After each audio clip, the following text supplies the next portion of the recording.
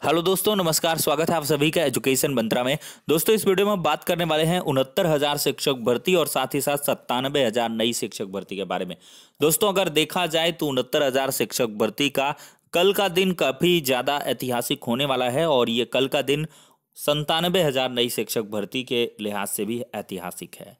तो कल 69,000 शिक्षक भर्ती की आरक्षण विसंगति की जो फाइनल सूची है वो जारी होने वाली है और बहुत से छात्रों का यहाँ पर भविष्य तय होने वाला है।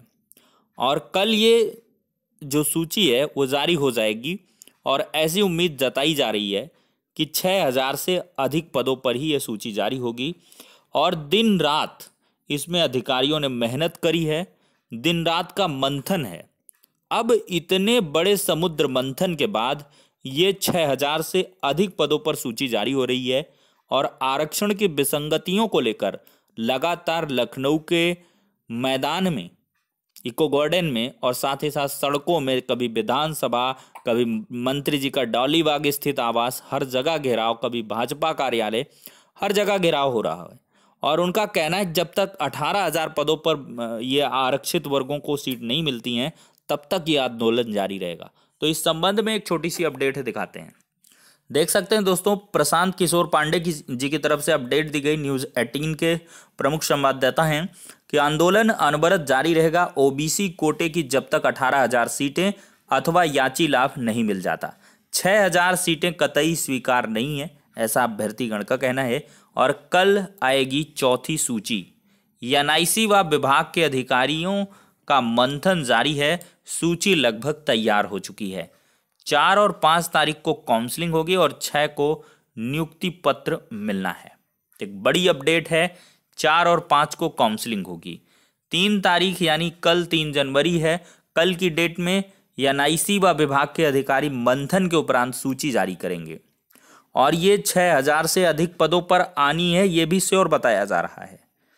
लेकिन क्या ये 18,000 पदों पर आएगी?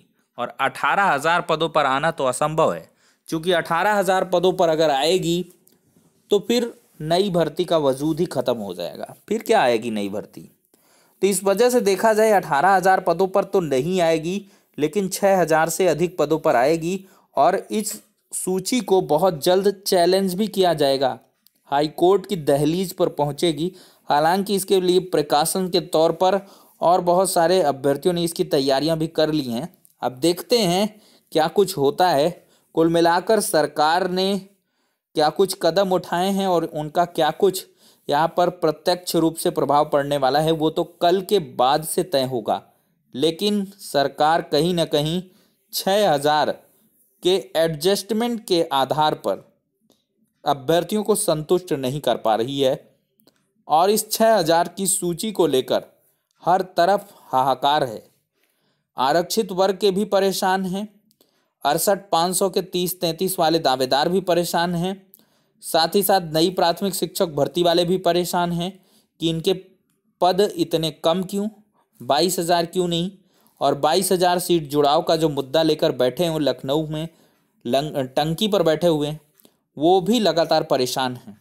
तो देखते हैं परेशानियों का अंत होगा या ये परेशानियां कुछ और भी आगे बढ़ने वाली हैं। तो ये कल का दिन तय करने वाला है।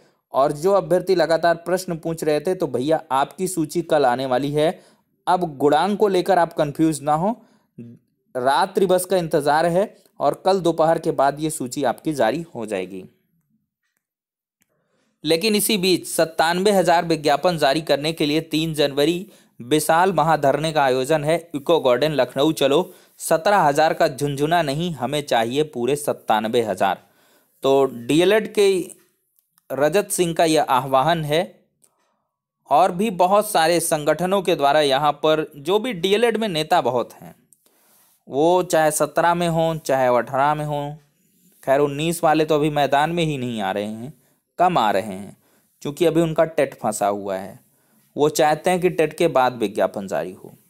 खैर, लेकिन यहाँ पर जो बिखराव की स्थितियाँ हैं वो कहीं ना कहीं एकजुटता की जो मजबूती है उसको कम करती हैं और नेतागिरी छोड़कर अभ्यर्थियों को सिर्फ और सिर्फ प्राथमिक शिक्षक भर्ती का एक बैनर तले विज्ञापन मांगना चाहिए।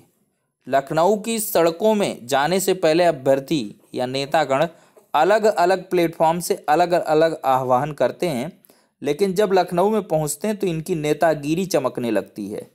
कुछ नेतागिर अपना नेतागिरी चमकाते हैं, कुछ अपना।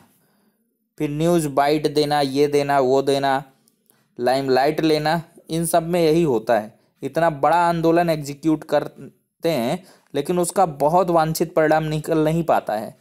अन्यथा पिछली बार जो विधानसभा का घेराव हुआ था, तो उस घेराव के दरमियान ही यहाँ पर योगी आदित्यनाथ जी से इन अभ्यर्थियों की मुलाकात करवाई जा सकती थी।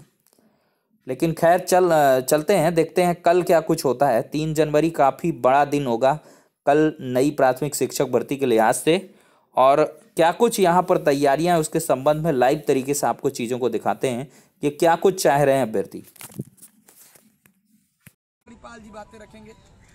देखिए साथियों, जैसा कि रजत भाई बोल रहे हैं, ये बिल्कुल सही है। यदि आप लोग साथ देंगे तो हम लोग लड़ने के लिए तैयार हैं, लेकिन कब तक? जब तक कि आप लोग साथ नहीं देंगे। यदि आप लोग साथ दिए तो 100% का 101% है कि भर्ती को आना तय है और ये भर्ती आगे रहेगी। लेकिन उस जन सैलाब को आप लोग 3 तारीख को लखनऊ में करिए कि जो 28 तारीख को हुआ था, कम से कम उसका 10 गुना होना चाहिए। साथियों, ये लखनऊ की धरती पर समझ लीजिए कि महाकुंभ होना चाहिए, जिससे कि सरकार को ये आगाज हो चुका है कि इस बार वो नहीं होता है। जो आप लोग 28 तारीख को 3 घंटे लगातार विधानसभा का घेराव किए थे साथियों, तो इस बार 3 घंटे को 30 घंटे में बदलना है, जिससे कि सरकार को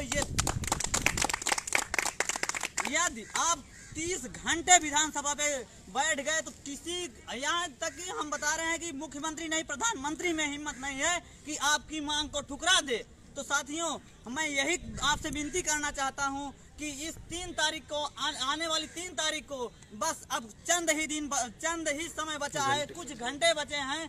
तो इस चंद घंटों में आप एक कड़ी जोड़ करके कम से कम, कितना भी कम हो, 75 जिले हैं यूपी में, तो समझ लीजिए 75,000 आ जाए तो इस सरकार को घुटने टेकने पे मजबूर कर दिया जाएगा। साथियों, जैसा कि कहा गया है कि संघर्षों के साये में इतिहास हमारा पलता है, संघर्षों के साये में इतिहास हमारा पलता है, जिस ओर जवानी चलती है उस ओर जमाना चलता है। तो साथियों, अपने संघर्ष को दिखा देना है कि हम में कितना जज्बात है, हमारी बातों में कितना दम है। यदि ये सरकार आपको भर्ती न दे तो उसके जिम्मेदार हम होंगे, लेकिन आप लोग उस कड़ी में एक करके बढ़ाते रहिए, जिससे कि कहा जाता है कि अगर एक कड़ी टूट जाती है तो पूरा चैन बिखर जाता है। उसी तरह से इस कड़ी को टूटने नहीं देना है और आप लोगों को 3 तारीख के धरने में अवश्य आना है।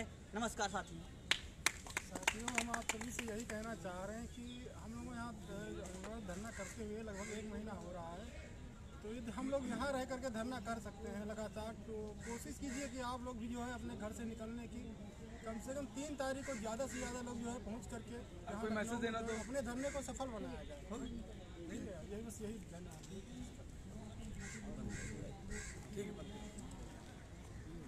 बोलेंगे। नमस्कार साथियों, मैं रामपुर जिले से आया हूँ और मैंने जब रजत भाई की ये वीडियो देखी थी इस पर यूट्यूब पे, तो मेरे भी आंखों में आंसू आ गए थे। अगला बंदा इतनी मेहनत कर रहा है कि मुझसे रहा नहीं गया। जब रहा नहीं गया तो मैंने भी सोचा कि उसके जो कदम बढ़ा रहा है वो 2 कदम, तो हम भी उसके 2 कदम में साथ दें। तो मैंने भी सोचा कि बिल्कुल चल के उसका हौसला बढ़ाएं। तो मैं भी 2 दिन पहले ही आ गया, मैं कल परसों आ गया था। तो मैंने सोचा उसका हौसला बढ़ाऊँ जाके। और जो मेरे साथ में जो ग्रुप के और लोग हैं, रामपुर ग्रुप से जो जुड़े हुए हैं, मुरादाबाद ग्रुप और वगैरह, वहाँ से भी बहुत लोग आ रहे हैं। इतना लोग आ रहा है कि बता नहीं सकता मैं। और सब ग्रुपों में मैंने मैसेज भी कर दिया है, तो जन सैलाब आने वाला है। तो उस जन सैलाब के उपलक्ष्य में मैं एक बात कहूँगा, ना संघर्ष ना तूफान, ना संघर्ष ना तूफान,